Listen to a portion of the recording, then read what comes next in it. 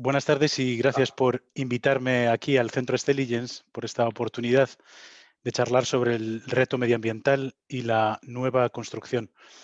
Me gustaría comenzar presentándome. Es posible que algunos de ustedes hayan trabajado conmigo anteriormente, pero es posible que otros no.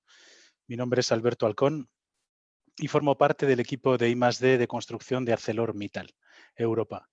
Mi formación es la de ingeniero industrial en mecánica de estructuras por la Universidad Politécnica de Madrid, e ingeniero civil por la Escuela de Puentes de París. He desarrollado mi carrera fundamentalmente en el mundo del transporte, el urbanismo y la construcción. Y actualmente el equipo de Stelligens es donde me sitúo profesionalmente.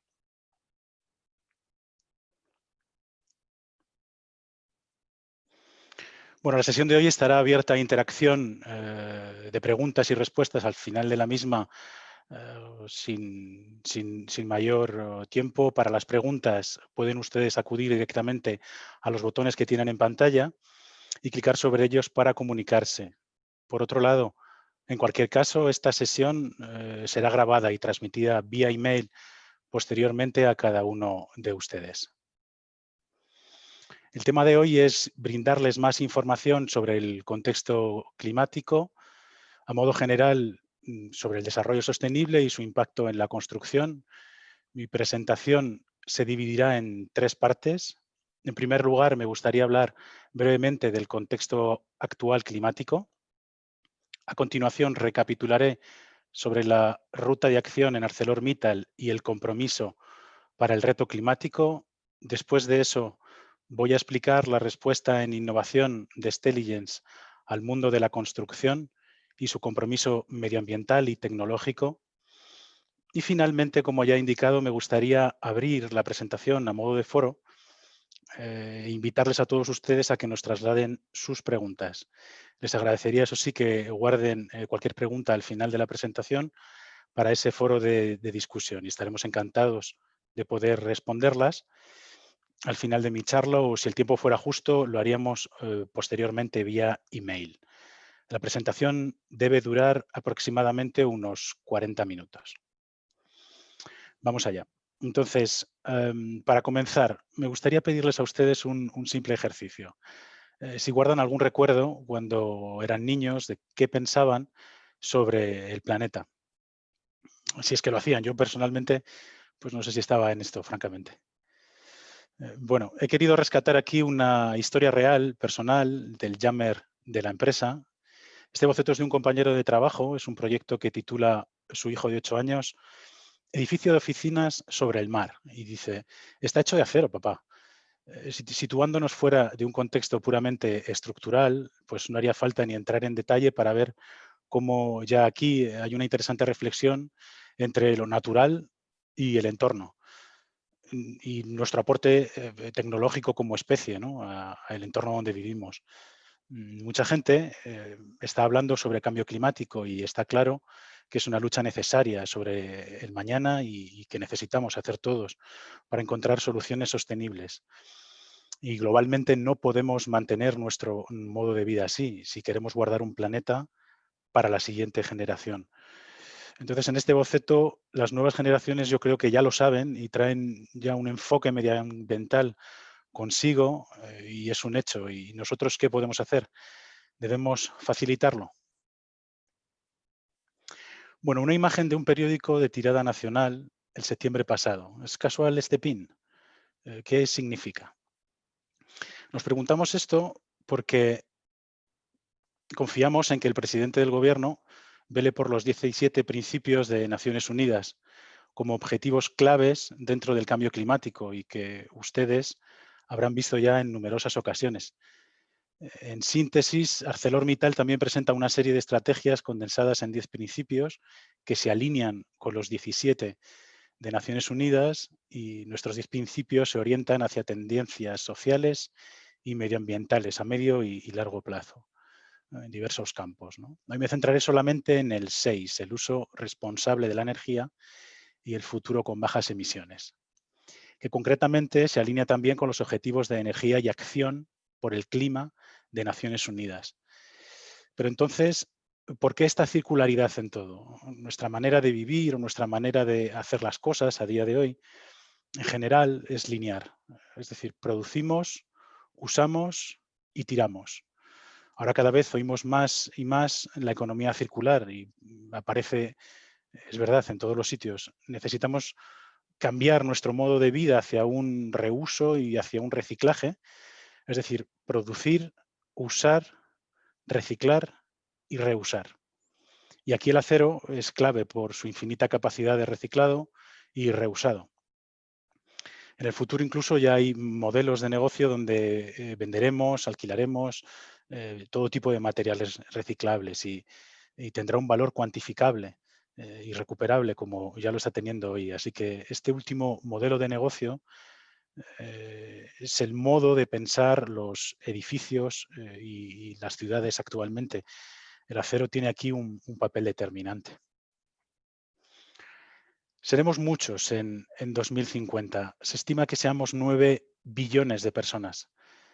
Un importante crecimiento poblacional si se tiene en cuenta que una de las mayores presiones que ejerce el ser humano sobre el medio ambiente es precisamente la ocupación del territorio. Habitaremos el planeta en 2060 doblando el espacio ocupado en el uso del suelo. Debemos ser conscientes que llevamos a consumir casi el 60% de la energía total generada, ocupando ese 2% de la Tierra. Está claro que tenemos que cambiar nuestro uso de las ciudades y lo que desarrollamos en ellas, ¿no?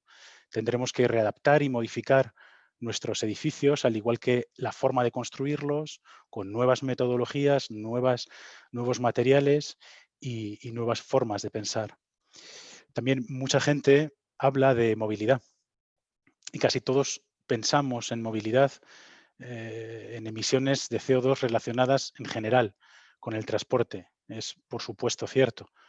El número es grande cuando miramos el gráfico, pero el sector de la construcción genera aún un mayor impacto. Así que el modo en que creamos o hacemos nuestros edificios, los edificios en los que vivimos todos nosotros, representa casi el 50% de las emisiones de dióxido de carbono globales. Es verdad que una parte de ello se debe a la calefacción, al aire acondicionado, está claro.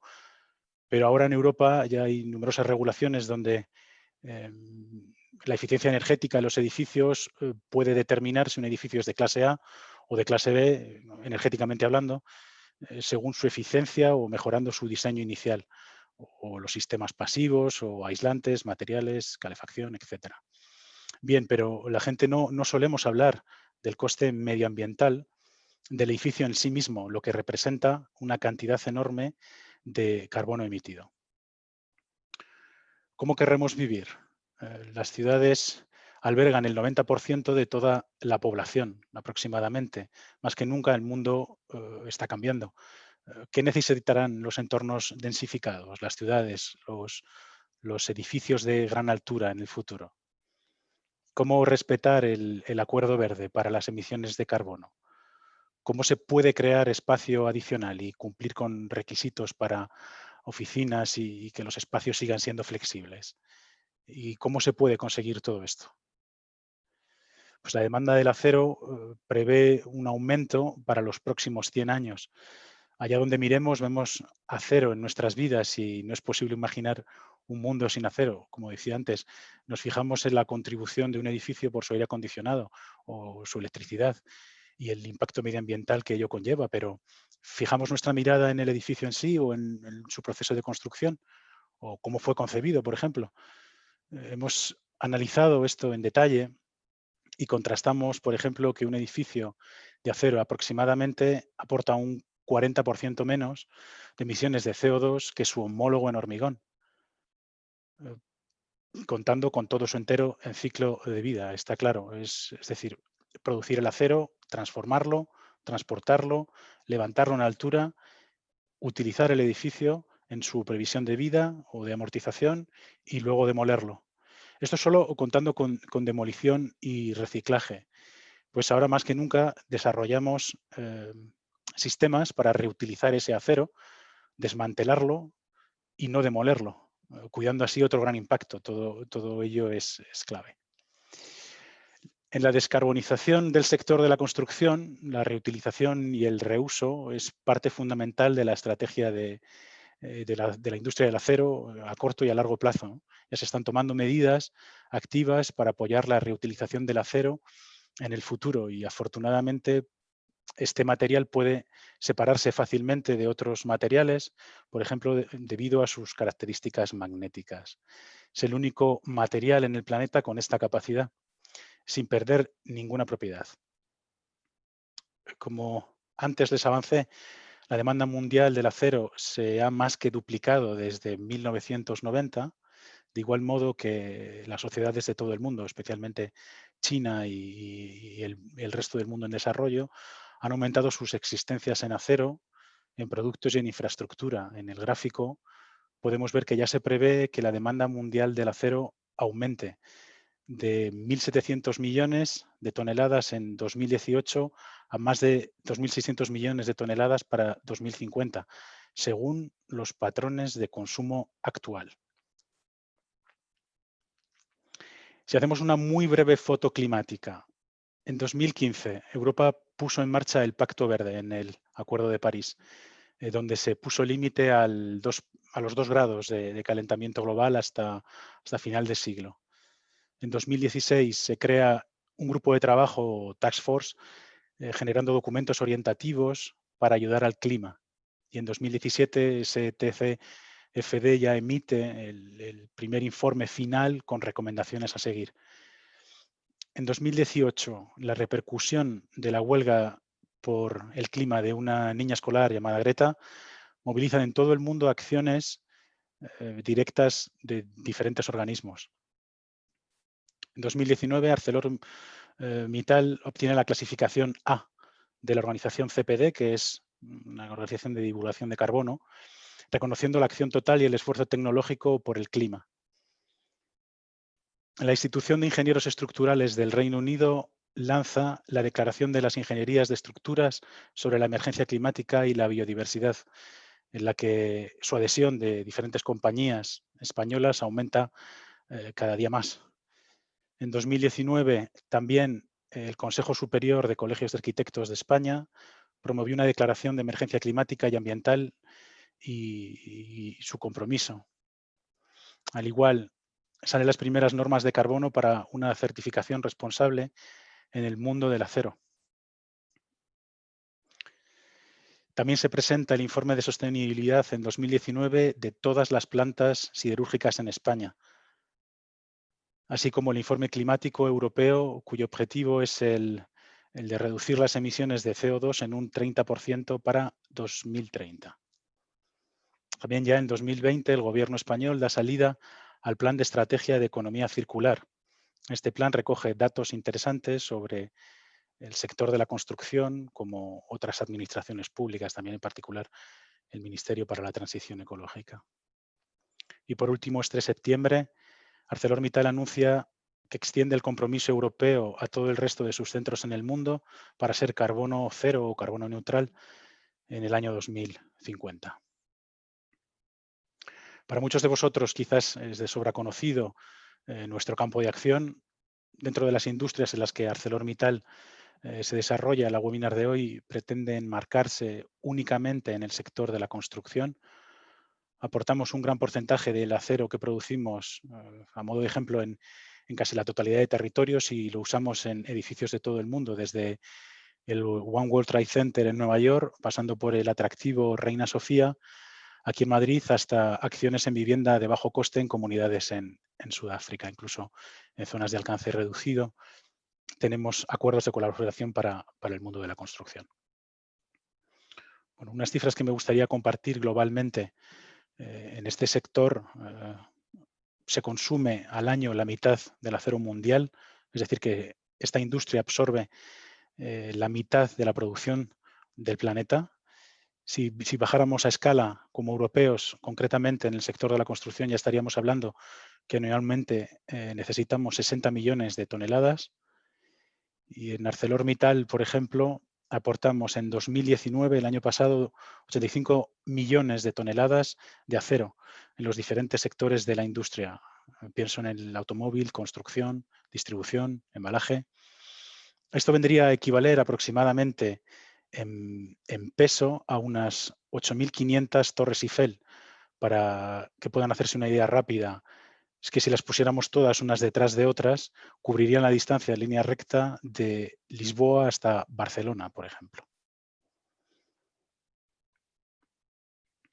¿Cómo se hace hoy en día el hierro en Europa? Básicamente, la mayor parte del acero se fabrica a través del mineral de hierro en los altos hornos. También se produce hierro con menores emisiones de CO2 que se reduce normalmente con gas natural o metano. Se obtiene hierro en forma de pellets también en los DRIs, que también servirán como carga para su posterior tratado en los hornos eléctricos para la fabricación de aceros del acero propiamente dicho, ¿no? El 30% del acero mundial que se produce es realizado con horno de arco eléctrico y bueno, este es más común y óptimo para aceros de alta calidad. Es, dijéramos, una mini fábrica con 3 electrodos que funden chatarra. Estaría también el horno de oxígeno, pero la importancia para los aceros, para la construcción, reside en que pueden obtenerse tecnológicamente y medioambientalmente aceros con baja emisión de carbono o casi nula, mediante la reducción directa o combinada del DRI y el horno de arco eléctrico. Algunos ejemplos aquí nacionales de nuestras plantas y factorías. Tenemos los altos hornos de Gijón, en los que se mantiene la realización de productos planos o chapa gruesa y productos largos como el carril y el alambrón. Dejo aquí una DAEDP, o también llamada Declaración Medioambiental de Producto, que es la manera estandarizada de medir el impacto ambiental de un producto o un sistema cuantitativamente en relación al análisis del ciclo de vida que ahora seguidamente comentaré. Nuestros hornos eléctricos en Luxemburgo para los aceros de alta resistencia y gran límite elástico, para perfiles largos de alta resistencia y también generadores de tablaestacas y chapa gruesa. Hornos de arco eléctrico aquí en España, como el de Olaverría en País Vasco, donde también se fabrica bobina laminada en caliente mediante horno de arco eléctrico, concretamente la planta de Sestao, en Vizcaya. Y en la sede de Hamburgo, en Alemania, donde una planta piloto a escala industrial va a ser clave en la reducción de dióxido de carbono. Aquí en la imagen, abajo a la izquierda, pueden ver los pellets de hierro esponjoso propio de las reducciones con gas y de menor emisividad de dióxido de carbono y con contribuciones muy positivas en el ciclo de vida del acero. Es por ello que cobra vital importancia evaluar el ciclo completo de cualquier material de forma objetiva. Desde su origen, como hemos visto, hasta después de la fase de uso, el acero podría aquí reutilizarse o reciclarse. Esto es lo fundamentalmente relevante en el reciclado. El reciclaje del acero se realiza en un horno de arco eléctrico, como he dicho, en el que la chatarra recuperada se transforma nuevamente en acero, generalmente con propiedades mejoradas. Bien, y entonces, ¿cuál es la principal diferencia entre los dos en cuanto al impacto ambiental? Pues si consideramos el potencial calentamiento global que se expresa en emisiones de CO2 equivalentes, un alto horno produce alrededor de unas 2,3 toneladas de CO2 equivalente por tonelada de acero, mientras que uno eléctrico produciría alrededor de 0,4 toneladas de CO2 equivalente. Entonces, la pregunta es, ¿por qué seguimos produciendo acero a partir de alto horno, verdad? Hay principalmente dos razones. No hay suficiente chatarra disponible para cubrir las necesidades actuales y, en el segundo lugar, algunas calidades de acero solo se pueden lograr a través de esta ruta de alto horno, como es el caso de algunos aceros para la industria del automóvil. La evaluación del ciclo de vida, como habrán oído, análisis de la cuna a la tumba o cradle to cradle, es una herramienta que investiga los impactos ambientales de un producto o de un servicio durante todas las etapas de su existencia, desde la extracción hasta la producción, distribución, su uso y, por supuesto, su desecho. Por tanto, evaluar la vida completa de un producto es clave en el escenario actual. Las etapas del ciclo de vida de una edificación tendrían generalmente los siguientes pasos. Y el impacto de CO2 sería cuantificado del siguiente modo. La creación del propio producto, del material, que engloba extracción de materia prima, transporte a fábrica y supply chain o cadena de suministro, el proceso de construcción, el uso del edificio en este caso, y el final de vida, entendiendo de construcción, derribo y gestión de residuo, o reutilización, o incluso su eliminación final. Lo importante aquí en este ciclo son los beneficios que incluye el potencial que tiene la reutilización y la recuperación y el reciclaje, o también llamado comúnmente el módulo D. Al ser generador de chatarra, el acero ahora puede reclamar los créditos ambientales que el reciclaje futuro puede darle en esta última fase, ¿no? Este enfoque del ciclo de vida compensa el alto consumo de energía y las emisiones relacionadas al inicio del proceso de transformación del acero al convertirlo en unidades de masa o unidades de masa funcional. Por ejemplo, esta equivalencia funcional significaría poder tener diferentes soluciones de vigas, por ejemplo, para una cierta longitud dada, con una mayor capacidad portante y bajo impacto ambiental.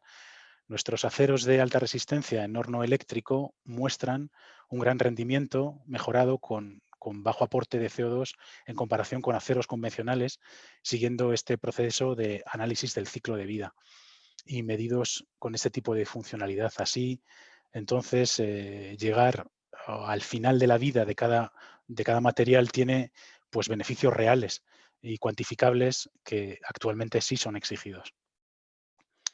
Poniendo el foco al final del ciclo de vida útil de cada material, el acero tiene muy buenas credenciales en reciclabilidad, como pueden ver, y ya se puede ver aquí que se presenta como un material únicamente reciclable y reutilizable en comparación con otros materiales actuales constructivos, incluso pudiendo asegurar la recuperación de su inversión inicial y valor económico. Y aquí debe entenderse reciclado como la capacidad de generar y recuperar de nuevo el mismo material con las mismas características. Vamos ahora con el compromiso de la descarbonización. ¿Cómo ArcelorMittal lo logrará? Se ha comprometido a ser en 2050 carbono neutro, mientras reduce sus emisiones de CO2 en un 30% para llegar al año 2030. Y se demuestra mediante avances contrastados que es posible hacer en el proceso de producción del acero con carbono cero. En el informe de Acción por el Clima encontrarán la información relativa a este desarrollo mayor en detalle. Voy a avanzarles más tarde un poco más. También mediante las 3 rutas limpias, que son el carbono circular, mediante el uso de la energía renovable y también mediante la captura de carbono o también mediante su almacenamiento, el famoso CSS. Muy importante también sería Responsive on Steel, es el primer programa global de certificación en la industria del acero.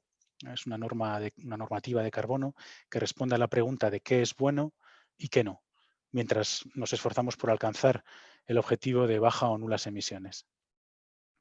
Y finalmente, con el enfoque fuertemente medioambiental que aporta Stelligens, este nuevo concepto de construir, que más tarde comentaré, llega a demostrar de manera robusta que una reducción potencial a día de hoy de hasta un 38% es posible respecto a la huella de carbono incorporado en un edificio. Bueno, y otras mayores ventajas. Vamos un poco con cada una de ellas. La descarbonización ya empezó a andar desde 2018. Se inició la estrategia tecnológica para la reducción de emisiones de CO2 con estas 3 rutas limpias. El objetivo a medio y largo plazo es claro, abrir 2 rutas o 2 vías pioneras neutrales en carbono para la producción de acero con nuevas técnicas de innovación. Una sería el Smart Carbon, o carbono inteligente, y otra es la ruta innovadora basada en el DRI o reducción directa del mineral de hierro con el gas natural que antes comentaba, que vieron al inicio. Smart Carbon básicamente es una vía neutra en carbono que aprovecha todas las energías limpias para la fabricación del acero. Se trata pues de electricidad generada por fuentes de energía como la solar o la eólica. El carbono circular o carbono no fósil mediante la utilización de residuos biológicos como los procedentes de la agricultura sostenible y la silvicultura, y con objeto de producir también bioenergía. Y finalmente la captura o almacenamiento de carbono, CSS, que consiste en capturar el carbono antes de su emisión y transportarlo y almacenarlo bajo tierra. Por último, la vía de reducción directa o DRI fundamentalmente implica pasar de utilizar gas natural a utilizar hidrógeno como reductor clave en la producción del acero. Dado que este hidrógeno se vuelve ecológico, el proceso de producción de acero alcanza prácticamente el balance cero en emisiones de carbono. Entonces, en esta primera fase de objetivo hasta 2030, se combinan tecnologías como el Smart Carbon, que utiliza fundamentalmente ese carbono circular, mientras que se va desarrollando poco a poco la tecnología del hidrógeno. Se fomentará también el aumento del uso de la chatarra, concretamente desarrollando nuevas formas de incrementar el aprovechamiento de la chatarra de baja calidad, difícil de reciclar, y mientras se tienen calidades suficientes de energía limpia para producir ese hidrógeno verde o cero CO2, ¿no? Por tanto, se puede reducir muy considerablemente las emisiones en 2030 mientras se desarrolla una energía renovable a gran escala y asequible necesaria para la producción de acero basada en hidrógeno. Bueno, hasta aquí lo relativo al 2030. Bien, pero ¿qué ocurre entonces desde el 2030 hasta el 2050? Pues a medida que evoluciona la economía del hidrógeno y se dispone de una forma rentable este hidrógeno, se espera que la tecnología de RI ofrezca un desarrollo consolidado, eficiente y mayor, por lo que este será el momento de hacer el tránsito en la vía Smart Carbon hacia esa vía con hidrógeno. La vía Smart Carbon, por su lado, utiliza tanto embalajes de plástico, productos textiles, desechos, etcétera, para crear bioenergía. Luego se crea un ciclo de carbono neutro para tratar esas emisiones al final del proceso y producir nuevos materiales con un carbono reciclado equivalente. Y este es realmente el punto importante que conlleva la reducción de carbono emitido a cero para nuestros aceros.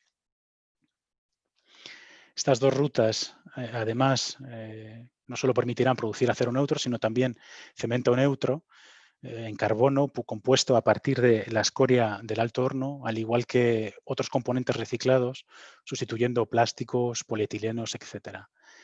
De hecho, este año ya se ha confirmado que se van a producir 30.000 toneladas de acero ecológico para nuestros clientes más verdes, con bajas emisiones de CO2 verificadas. Importante avance. Bueno, Responsible Steel nació, como les decía, en 2015. El compromiso con esta normativa mundial orientada al mercado del acero ha permitido, junto a muchos actores interesados, crear el primer marco de actuación y de certificación en la siderurgia. Engloba responsablemente un consenso desde las actividades de minería hasta la comercialización y la distribución de productos. Y estas normas de certificación abarcan diferentes ámbitos y se forman bajo 12 principios, tales como son salud, medio ambiente o biodiversidad, agua, comunicación, etcétera, integridad empresarial y, sobre todo, cambio climático y emisiones de efecto invernadero. En 2019, Arcelor se comprometió mediante auditoría externa a que todas sus plantas de Europa tuvieran esta certificación. Y ya se ha comenzado una primera fase aquí en las plantas de España. Pasemos ahora al compromiso Stelligens, este concepto constructivo que fue creado en 2018 para responder de una manera conjunta a todos los nuevos retos actuales en el sector principalmente de la edificación, bueno, y en otros tantos. Muy bien, pero ¿qué es Stelligens? Stelligens es una metodología, un nuevo enfoque vía I+D en el mundo de la construcción y en sus soluciones constructivas, ya que nuestros modos de vida actuales no permiten construir como antaño, sobre todo medioambientalmente hablando, y no podemos seguir utilizando modos constructivos de impacto que utilizábamos antiguamente. ¿O es que tendría sentido comprar un coche con tecnología de los años 70 para conducirlo ahora en el 2021? Mi familia y yo, sinceramente, quizás apostaríamos por uno desarrollado con tecnología de hoy, ¿no? ¿No piensan? Hemos contactado a los diferentes actores interesados en la construcción de un edificio y hemos preguntado sus necesidades. Promotores, arquitectos, ingenieras, inversores y sobre todo usuarios finales. Y todo tipo con diferentes puntos de vista y diferentes intereses, se pueden imaginar, claro, pero todos coincidían en algo: optimización. Entonces, los arquitectos quizás diseñarían o se enfocarían en el layout, en la fachada o en la filosofía del edificio. Quizás los ingenieros se enfocarían en las estructuras o en sistemas quizás, y cada lote perfectamente trabajado y optimizado por cada equipo. Ok, pero a menudo estos equipos no interactúan completamente entre ellos o si lo hacen parcialmente. Es un buen ejemplo, entonces, el mirar a los elementos de manera individual para darnos cuenta de que no conseguimos el total beneficio sumando todas sus optimizaciones. Esto nos lleva, lógicamente, a conectar todo con todo y poner el buen material en el buen lugar. Y sobre todo, no como un solo material en un proyecto, sino como una combinación de materiales y de soluciones técnicas y constructivas que demuestren el beneficio global. ¿Cómo dar entonces respuesta conjunta a cada requerimiento? Pues para un propietario, por ejemplo, quizás su objetivo principal pudiera ser el coste. Es normal. Para un ingeniero, sin embargo, el reto pudiera ser reducir el peso o la eficiencia energética de los sistemas. Bueno, para un arquitecto, por ejemplo, sería quizás el uso del espacio o la repercusión urbana y la repercusión medioambiental, quizás. Para una alcaldesa sería quizás la rapidez en la obra o el impacto de un edificio en un centro ciudad. También la rapidez sería clave para una constructora, de igual modo. O miren, un usuario final querría flexibilidad por encima de todo, o incluso también un inversor, y poder reutilizar ese espacio y lo que a día de hoy fuera su hotel, convertirlo a largo plazo en un edificio de oficinas o en un residencial de alquiler o viceversa. Los espacios hoy deben ser transformables y la flexibilidad hoy más que nunca es imprescindible. Por tanto, el desarrollo de cada estudio pues lo enfocamos a tres ejes principales de acción: el económico, el medioambiental y el social, en el que realizamos una comparativa de un conjunto de indicadores o KPIs, en este caso son 17, para edificios o estructuras equivalentes, digamos, entre las mejores soluciones de acero de ArcelorMittal en su clase y las soluciones tradicionales de vanguardia. Esto lo hemos hecho solicitando revisión por pares de expertos independientes en un mismo campo para garantizar la neutralidad de la evaluación y tener así un estudio robusto. Podemos demostrar los beneficios tanto económicos, medioambientales y sociales de cada solución de alto valor añadido para los diferentes actores de la cadena. Disponemos de una herramienta gracias a nuestro equipo de I+D de Luxemburgo y también sus socios que han logrado aunar una optimización estructural de la edificación, combinando materiales en estas tres direcciones, en los tres ejes principales de Stelligens. Así, de una forma parametrizada, podemos elegir materiales de cualquier tipo y y en función del objetivo de cada diseñador, ¿no? Dando un resultado objetivo o ponderado en porcentaje para cada una de las líneas de acción. Aquí su versatilidad y su inmediatez de resultados es realmente lo potente de este plugin.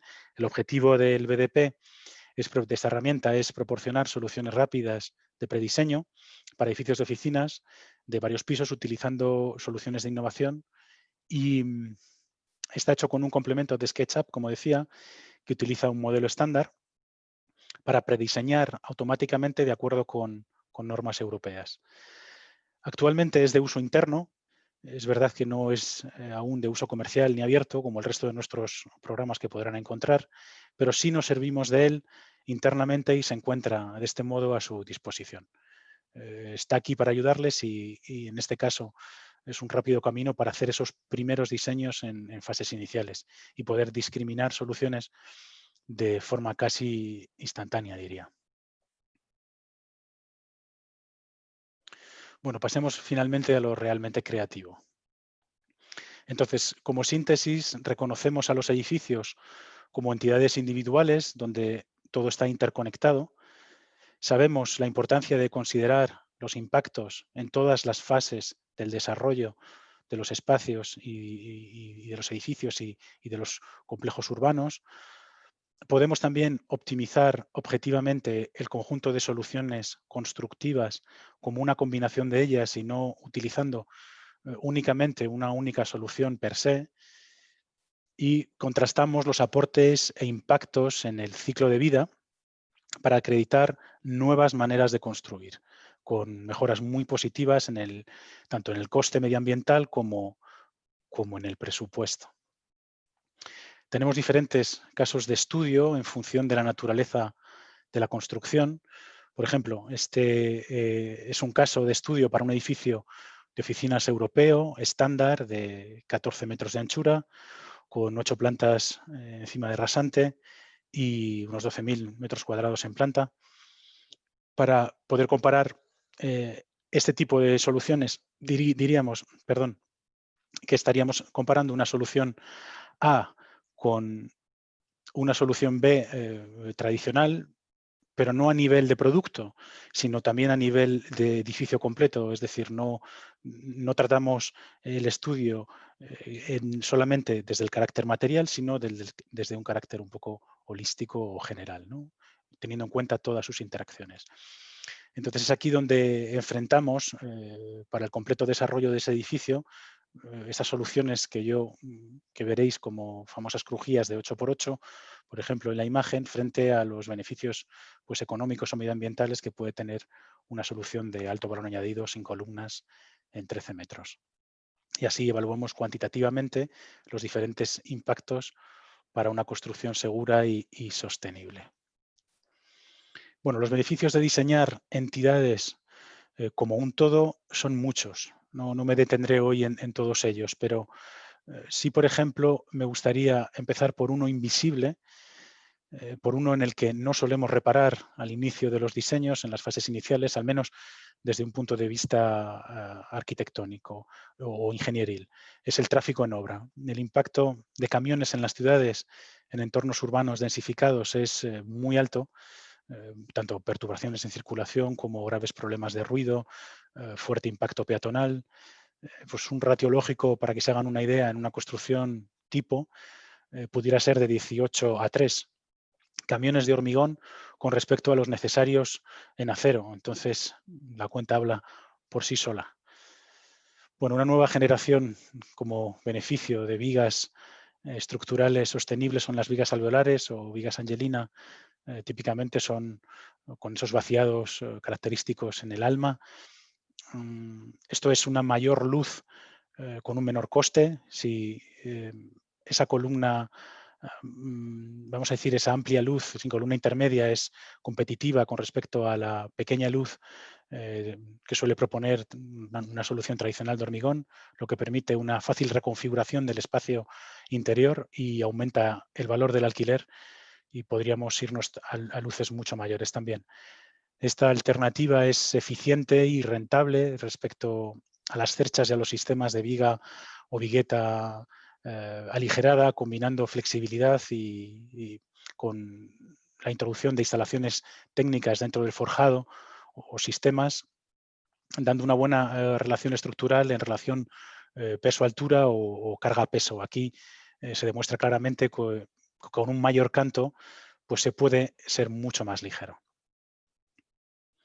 Un ejemplo de vigas ACB o viga alveolar es la torre D2 en París, con esa característica retícula, forma de retícula en fachada, donde precisamente fue fundamental el acopio y la entrega de material en obra debido a su ubicación en un entorno muy densificado, como es el barrio de la Défense de París, y con fuertes restricciones de acceso con respecto al número de camiones.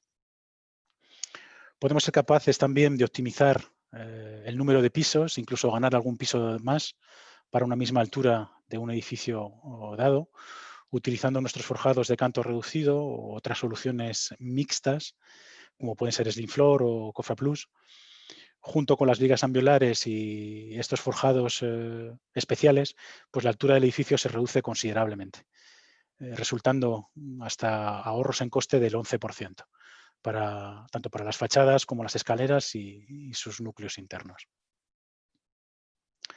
Aquí las chapas colaborantes que garantizan la acción mixta con el hormigón permiten importantes ahorros en peso, en tiempo y en coste. Dan velocidades de erección de edificios muy rápidas y muy altas debido a su fácil manejo y con rangos de luz de hormigón y acero en esa combinación sin tipo de apeos o sin apeos necesarios de hasta 5 metros, por ejemplo. Aquí el rango es muy amplio. Otro fundamental avance sería el fuerte ahorro en beneficio y peso que tiene los aceros de alto límite elástico o aceros de alta resistencia, con soluciones 50%, al menos 50% más ligeras que una solución base tradicional de hormigón, lo que se traduce en al menos un 40% de ahorro en coste para los cimientos del edificio, por ejemplo, o incluso fachada. Y como dije también, su reducida huella ambiental en aceros de alta calidad y baja aleación, que son los generados con alto horno eléctrico y con el uso de chatarra. Soluciones de acero en fachada para optimizar el comportamiento térmico, lo que permite mejores niveles de comodidad. Este es un material autolimpiable que brinda un alto comportamiento frente a agentes climáticos como corrosión o ultravioleta y una evidente potencia estética. Ya ven, la creatividad o las texturas o colores prácticamente eh, exclusivos o únicos con respecto al diseño de soluciones tradicionales. Bueno, aceros recubiertos con pinturas termoestables y anticorrosivas con esta variación de brillo iridiscente que cambia con el reflejo del sol, de la luz solar y con el ojo también que mira. Aquí la fachada vive, digamos, e interactúa con el observador, dando efectos de un alto valor estético. El recubrimiento galvanizado de este material está hecho para ambientes cálidos y costeros y reduce casi un 50% la cantidad de CO2 producida por kilogramo de acero galvanizado. Por tanto, somos capaces así de dar una solución conjunta, entera o completa, medioambiental y global, como una sola entidad de una forma optimizada y cuantificada, tanto para el esqueleto del edificio como para su piel, su fachada y cubierta, sus sistemas, sus cimentaciones y bueno, pues con materiales y sistemas constructivos de hoy y que responden a los retos actuales de hoy. Bueno, nos pueden encontrar tanto en la web como en redes sociales, en LinkedIn o en Twitter, o si prefieren pueden ponerse en contacto directamente conmigo en las coordenadas que recibirán más tarde adjuntas a esta presentación. Les atenderé con mucho gusto y bueno, aunque no siempre inmediatamente, pero siempre contesto. Les dejo aquí toda la información y el QR por si quisieran descargarse nuestros catálogos constructivos y si pudieran ser de interés. Bueno, espero no haberme extendido mucho y haber cumplido el tiempo. Muchas gracias por su atención. Simplemente ahora destacar las siguientes webinars que tendrán lugar en este mes y que pueden acceder a ellas mediante este QR también del mismo modo y que podrán ver en nuestra página web. Y no sé si hubiera alguna pregunta. Creo que hemos llegado al final, no sé si he cumplido el tiempo. Sí, gracias Alberto por la presentación. Veo aquí que hay una pregunta. Dice, como conclusión final, ¿cómo se puede mejorar a día de hoy la cantidad de CO2 que se emite y ser más verde?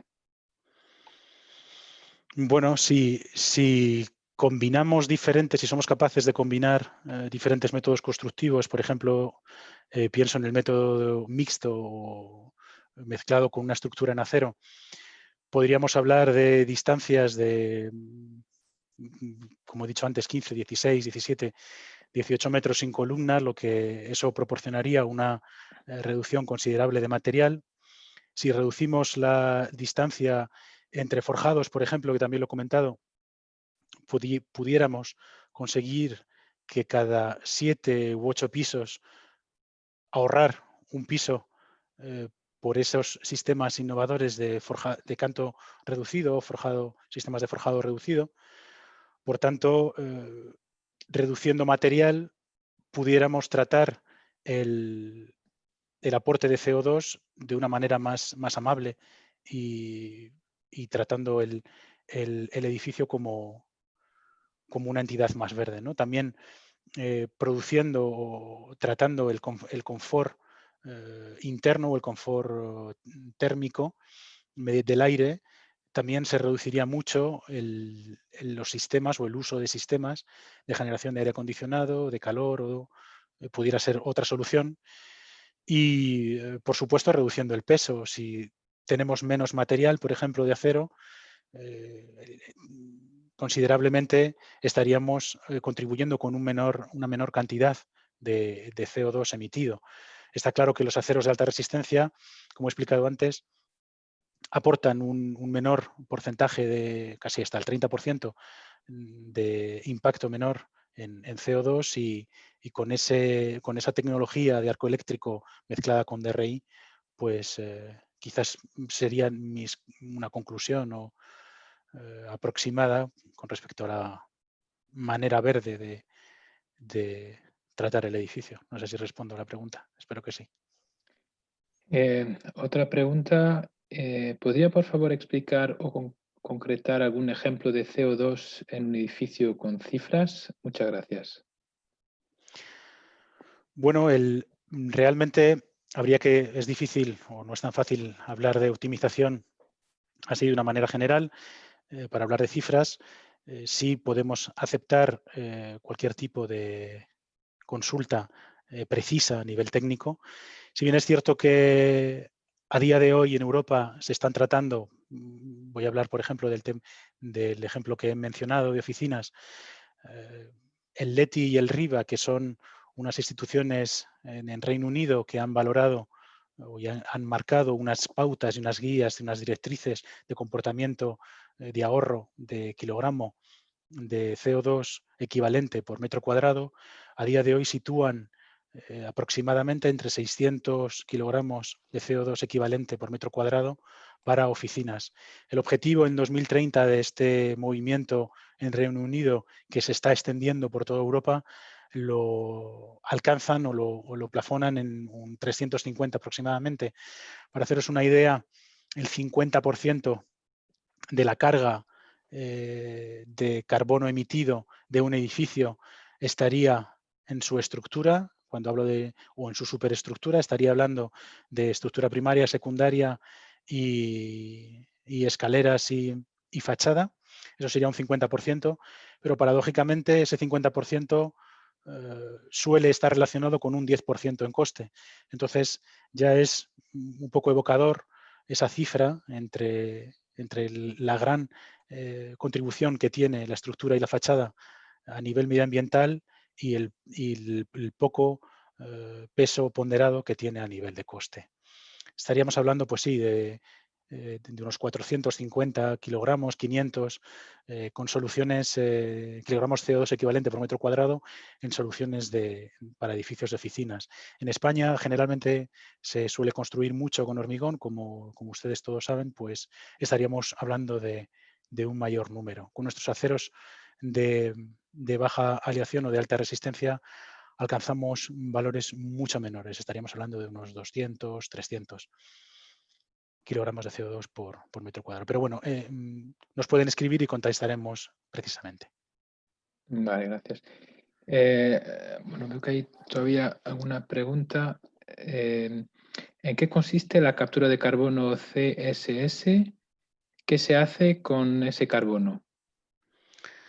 Bueno, ahora mismo el carbono CCS es, digamos que la manera verde y rentable o posible de tener el carbono capturado. Hay una parte del carbono que no es posible capturar, o que no es posible tratar, que no es posible mitigar, y se evalúa su captura antes de salir a atmósfera.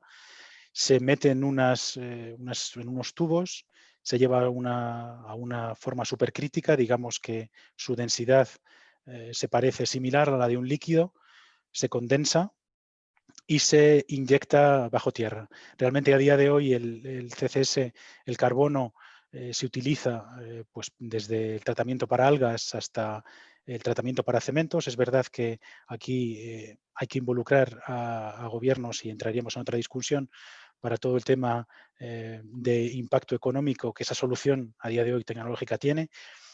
Y ya se están teniendo soluciones en todo el mundo, sobre todo en Estados Unidos y en muchos tipos de industria, de captura de carbono inyectada tanto en yacimientos acuíferos, arqueológicos, geológicos, perdón, a unos 2 o 3 kilómetros, o yacimientos vacíos que ya han sido explotados y con altos niveles de seguridad y con una verdadera acogida dentro del mundo limpio del CO2.